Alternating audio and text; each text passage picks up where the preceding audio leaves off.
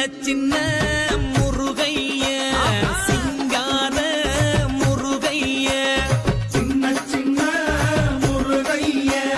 சிங்கார முருகைய கொஞ்சி கொஞ்சி தமிழ் பேசும் செந்தில் பட்டி வேலனவ கொஞ்சி கொஞ்சி தமிழ் பேசும் செந்தில் வடி வேலனவ சின்ன சின்ன முருகைய சிங்கார முருகைய கொஞ்சி கொஞ்சி தமிழ் பேசும் செந்தில் வடி வேலனவ சுப்பிரமணிய சாமி என்பார்,